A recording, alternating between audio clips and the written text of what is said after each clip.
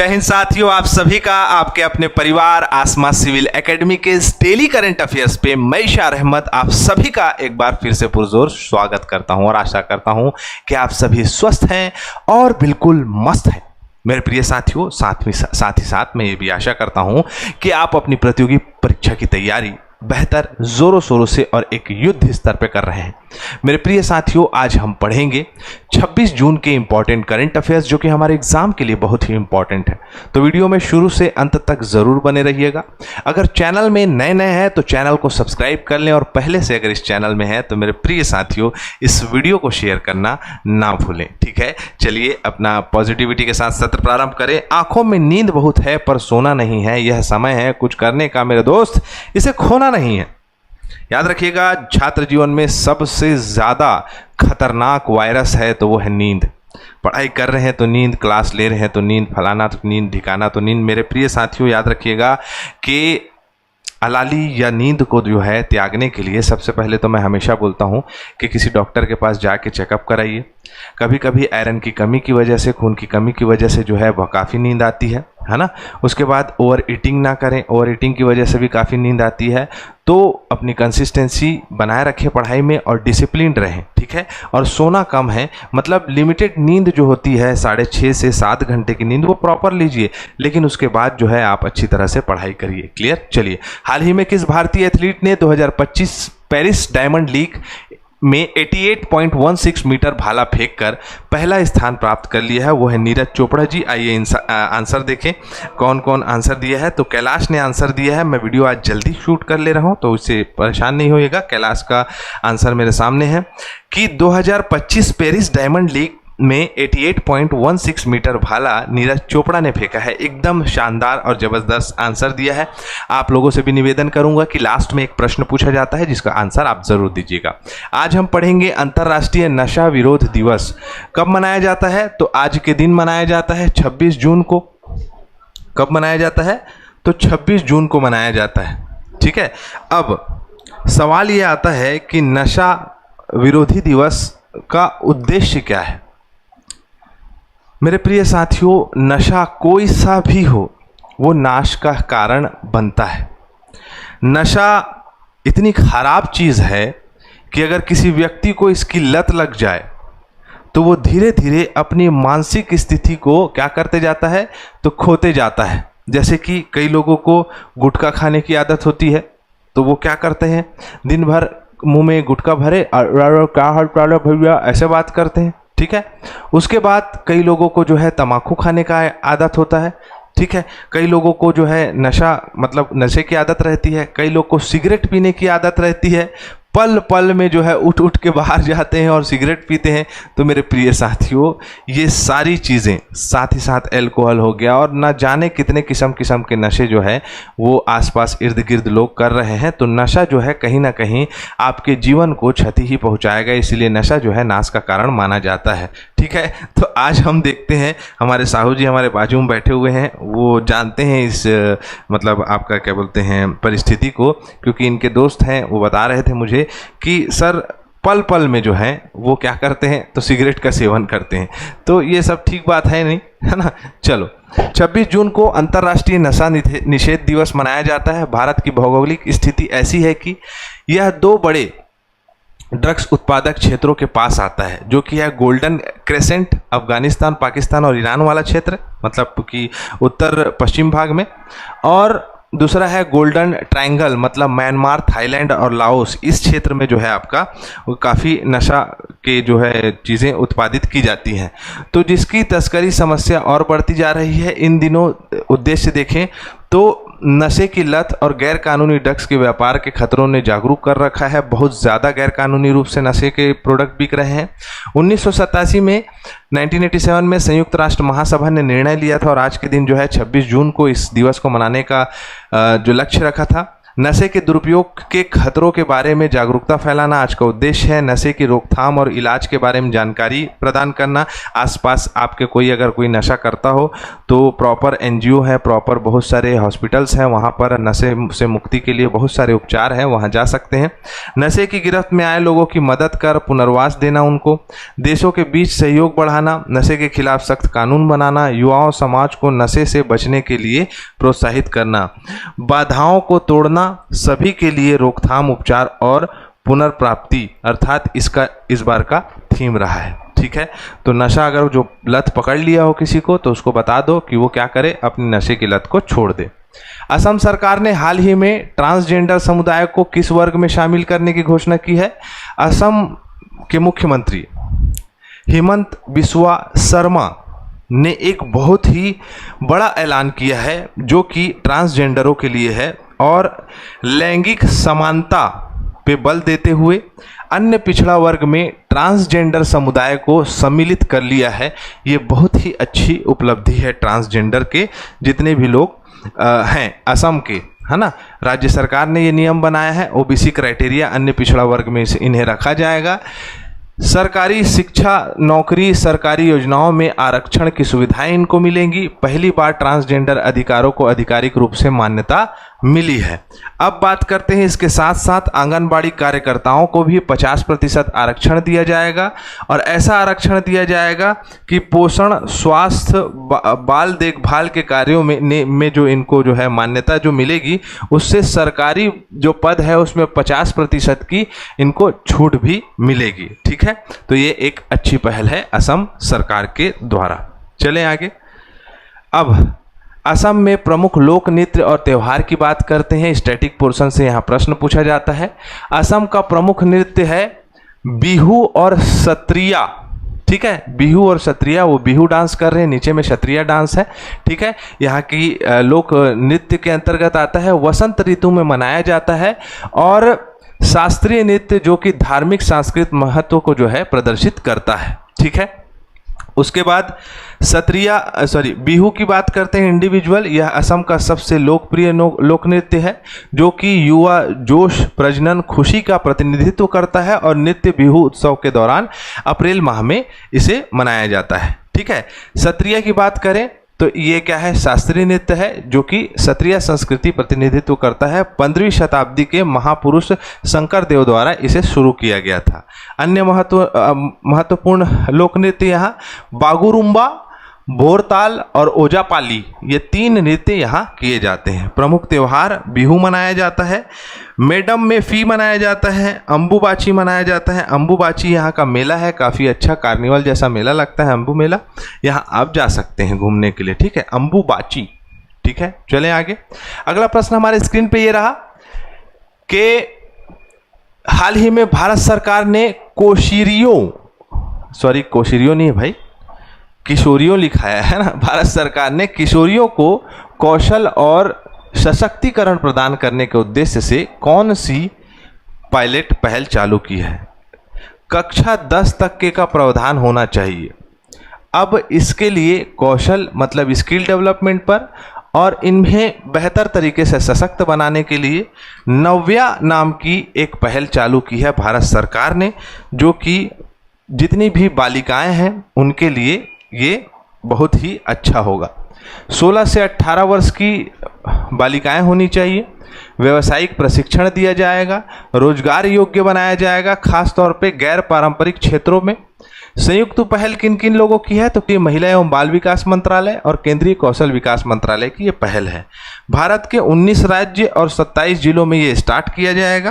प्रधानमंत्री कौशल विकास योजना की ये मतलब इसमें आपका पीएम विश्वकर्मा योजना, प्रधानमंत्री कौशल विकास योजना जैसे ही ये योजना है। ठीक है, महिला एवं बाल विकास मंत्रालय की बात करें तो 2006 में बना है।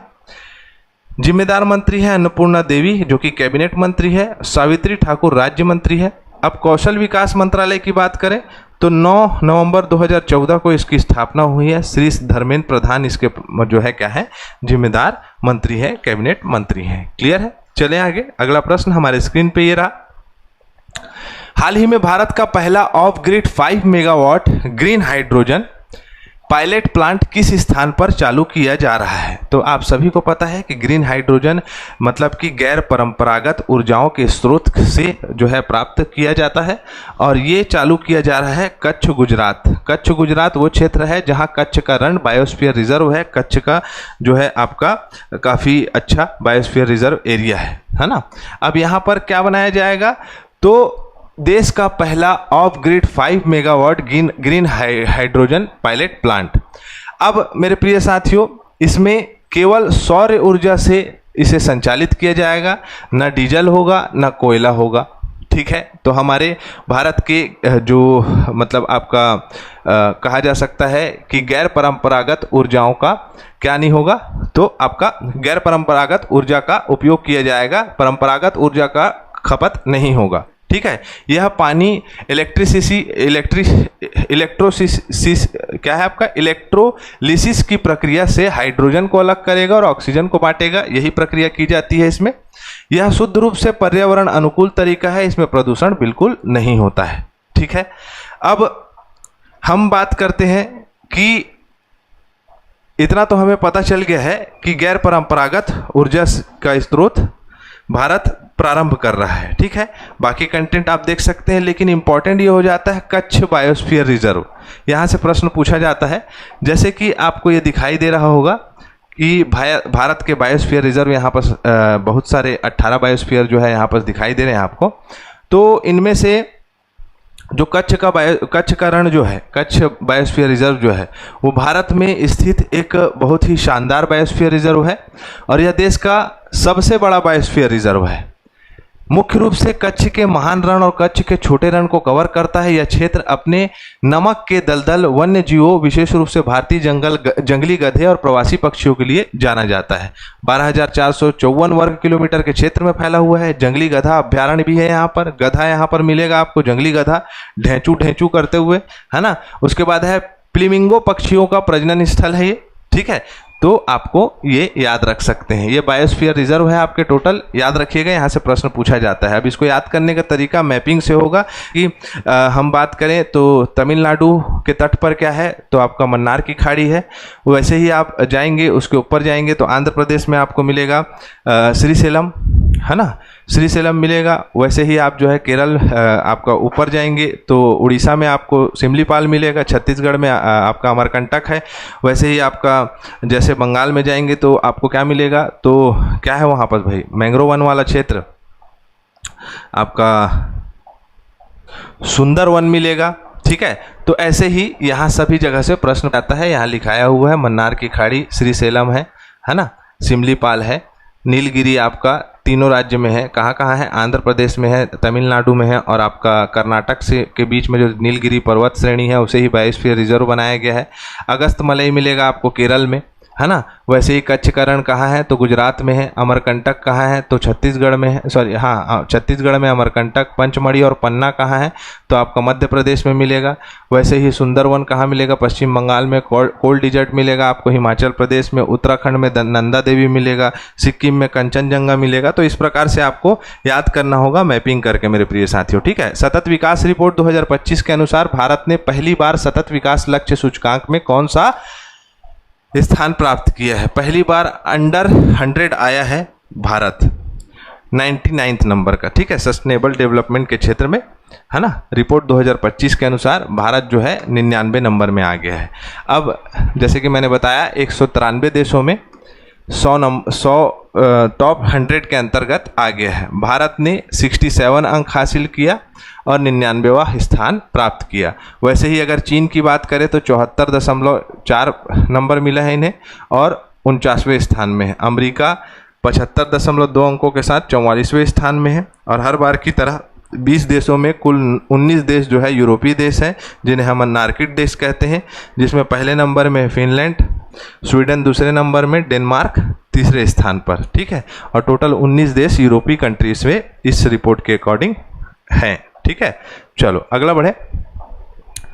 हाल ही में किस राज्य सरकार ने शक्तिपीठ एक्सप्रेसवे परियोजना शुरू की है? तो शक्तिपीठ एक्सप्रेसवे परियोजना महाराष्ट्र राज्य ने स्टार्ट करी। किसने की है? महाराष्ट्र राज्य ने स्टार्ट की है। आपको मैप में यहाँ दिखाई दे रहा होगा कि महाराष्ट्र का ये आपका क्या है, तो ज़िले हैं। उन ज़िलों में टोटल अगर हम बात करें तो टोटल 18 प्रमुख नहीं यहीं कहीं पर दिया होगा, हाँ 12 जिलों को जो है टोटल जोड़ा जाएगा। 24 जून 2025 को महाराष्ट्र के मंत्रिमंडल द्वारा इसे स्वीकृति प्रदान की गई है। 18 घंटे से घटकर 8 घंटे हो जाएगी यात्रा लोगों की। प्रमुख 18 धार्मिक स्थलों को शामिल किया जाएगा, लेकिन किसान लोग बहुत कड़ा विरोध कर रहे हैं। 20,787 करोड़ रुपए का जो है ये प्रोजेक्ट है, जिसमें 12 करोड़ रुपए जो है भूमि अधिग्रहण के लिए दिया जाएगा। ठीक है, तो आप इसे याद रख सकते हैं। हम इसको किस में भी पढ़ेंगे तो भारतीय परिवहन में इसे हम पढ़ सकते हैं। सड़क निर्माण में भारत की बात करें तो सबसे इम्पोर्टेंट जहां से प्रश्न पूछा जाता है वो है स्वर्णिम चतुर्भुज, है ना, जो कि गोल्डन क्वाड्रिलेटरल के नाम से जाना जाता है। क्या होगा इसके अंतर्गत? तो राज्य मार्ग परियोजना के तहत देश के 4 बड़े महानगरों को जोड़ा जा रहा है, जिसमें आप देख सकते हैं ये है दिल्ली। ठीक है, दिल्ली के बाद जो है ये कहाँ जाएगा? हावड़ा, मतलब कलकत्ता। फिर उसके बाद यहाँ पर अब तमिलनाडु के पास आएगा चेन्नई, है ना। फिर उसके बाद आपका यहाँ पर महाराष्ट्र का मुंबई।